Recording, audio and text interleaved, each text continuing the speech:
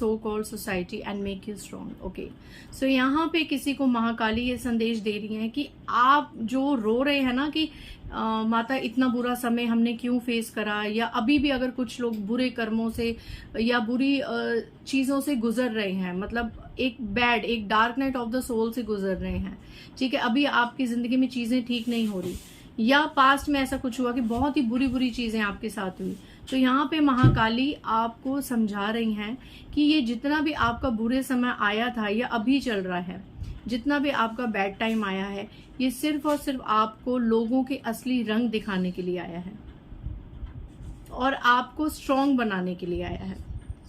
इससे मैं ये चैनलाइज कर रही हूँ कि मे बी आप ऐसी पर्सनैलिटी रहे हैं जिन्होंने लोगों पे कुछ ज्यादा ही विश्वास कर लिया, या लोगों के लिए हमेशा 24/7 अवेलेबल रहे, जिसने जब आपसे जो मदद मांगी आपने दे दी, जिसने जब जो कहा आपने कर दिया।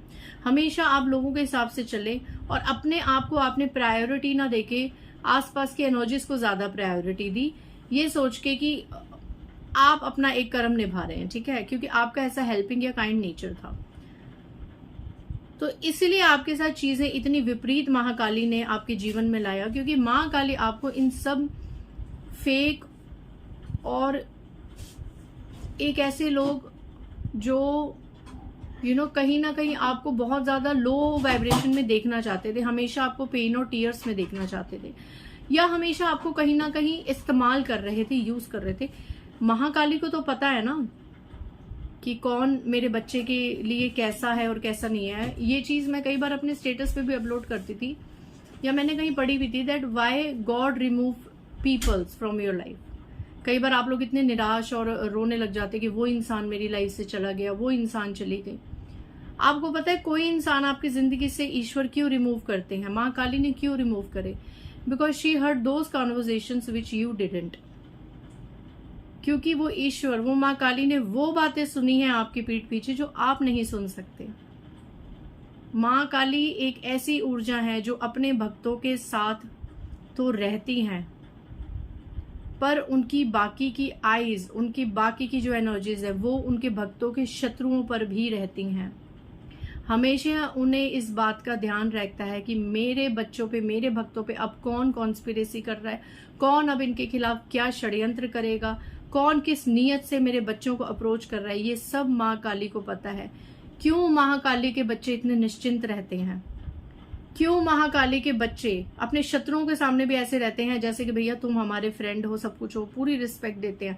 क्योंकि उनको पता है हमारे पीछे जो खड़ी एक ऊर्जा है, जो एक शक्ति है, वो कोई छोटी मोटी शक्ति नहीं है, वो बहुत बड़ी ऊर्जा, बहुत दिव्य शक्ति, सुपर पावरफुल फेमिनाइन है। और इनको पता है कब किसको किस समय पे कैसी सजा देनी है और कैसे सबक सिखाना है। अच्छे से सबक सिखाना है, आराम से सबक सिखाना है, 2-4 थप्पड़ मार के सबक सिखाना है, या बिल्कुल ही उल्टा लटका के सबक सिखाना है। किसी को कैसे सबक सिखाना है वो सिर्फ और सिर्फ उसके द्वारा किए हुए कर्मों पे निर्भर है। याद रखना, आज ये बात मैं रीडिंग में कह रही हूं।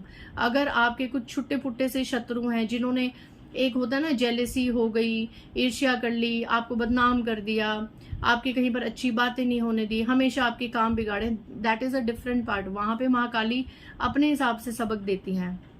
बट अगर आपके शत्रु आपको खत्म करने के लिए, आपकी मैरिड लाइफ में प्रॉब्लम्स क्रिएट करने के लिए, आपको नीचा करने के लिए, समाज में आपको बदनाम और बर्बाद करने के लिए तांत्रिकों के पास चले गए, किसी एस्ट्रोलॉजर, कहीं पर किसी के पास चले गए, किया कराया करा दिया, तो उनको तो महाकाली यहाँ पे लाके ऐसा फेंकती हैं कि वो लोग स्तब्ध हो जाते हैं कि हमारे साथ हुआ क्या है भाई।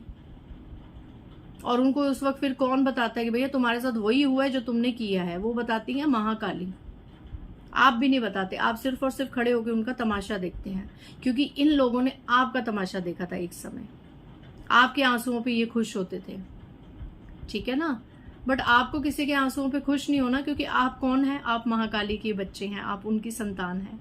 आपको शोभा नहीं देखता किसी के भी आंसुओं में खुश होने का, या कोई अगर अपना कर्म बंधन भुगत रहा है तो उसमें खुश होने का। बट हाँ, ऐसी एनर्जी से महाकाली आप जरूर कहती हैं कि आप ऐसे लोगों से हमेशा के लिए कट ऑफ कर लें जब इनको इनका कर्मा मिलना शुरू हो जाए।